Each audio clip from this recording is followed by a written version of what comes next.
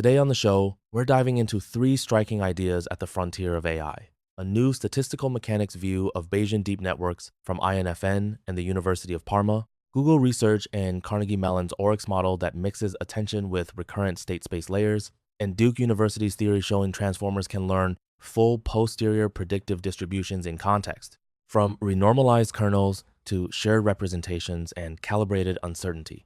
These papers reveal a deeper story about how modern models learn, switch modes, and reason under uncertainty. Let's explore the first paper, Kernel Renormalization in Bayesian Deep Neural Networks, the equivalent Wishart ansatz in the proportional regime. This paper, from INFN and the University of Parma, develops an approximate statistical mechanics theory for Bayesian deep neural networks in the proportional regime where sample size p and width n grow together. The key novelty is the equivalent Wishart ansatz, which treats the hierarchical empirical kernels of multilayer perceptrons as if their dominant finite width fluctuations were Wishart distributed, collapsing an intractable matrix-valued problem into at most L scalar order parameters. That reduction yields a large deviation effective action for the posterior and a renormalized neural network Gaussian process kernel, so learning curves can be predicted from a low-dimensional theory rather than p times p kernel self-consistency equations. The authors extend the construction to non-zero mean activations, such as ReLU, via a non-central Wishart analysis, and to convolutional networks through a stacked kernel renormalization scheme that captures patch-patch correlations.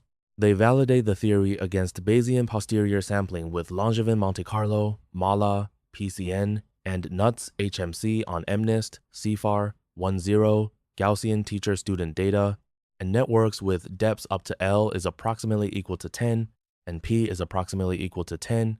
3. Finding excellent agreement except for two systematic breakdowns at large depth and load. Alpha equals P divided by N, including a newly reported metastable posterior transition around L is greater than 5.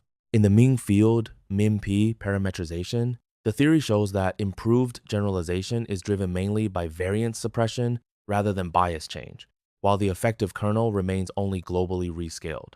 Overall, the result reframes finite width deep learning as a renormalized kernel problem governed by sample-to-width scaling, not just lazy versus rich training.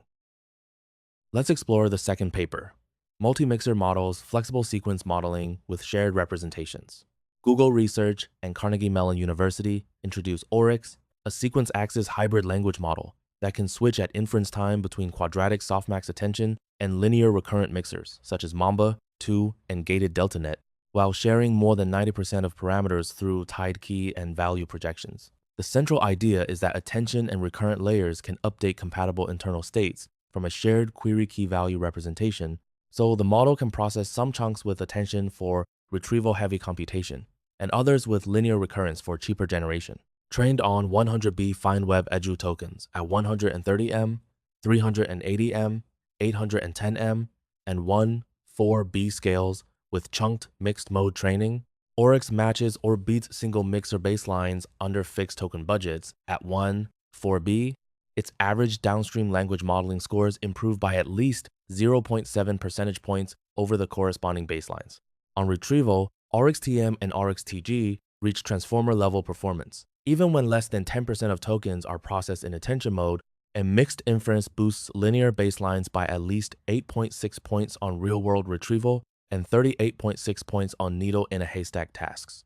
The paper's key empirical result is that chunk-level mixed-mode training makes mode switching robust across non-chunk boundaries and multiple switches, supporting the claim that attention and linear recurrent mechanisms can share representations rather than require separate architectures.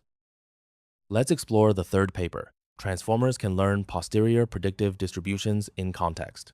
Transformers can learn posterior predictive distributions in context, by Gyunghong Kang, Changwu Zhe. Li and Xiangcheng from Duke University gives a constructive theory for prior data fitted networks, or PFNs, showing that a transformer can approximate the full Gaussian process posterior predictive distribution rather than only a point estimate. The key result is an explicit attention-based algorithm.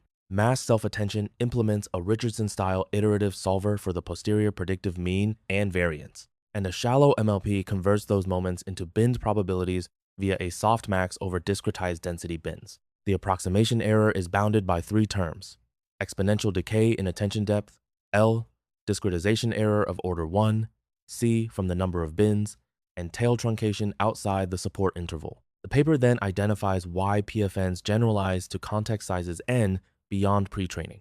Without normalization, the admissible step size shrinks like 1, n for both linear and RBF kernels, causing instability or underconvergence, while row-normalized attention acts as Jacobi preconditioning and stabilizes the spectrum. Yet, even with normalization, the condition number still grows as theta n for RBF kernels, so deeper stacks are required. The authors prove that to reach fixed accuracy, depth must scale at least on the order of n log 1 epsilon.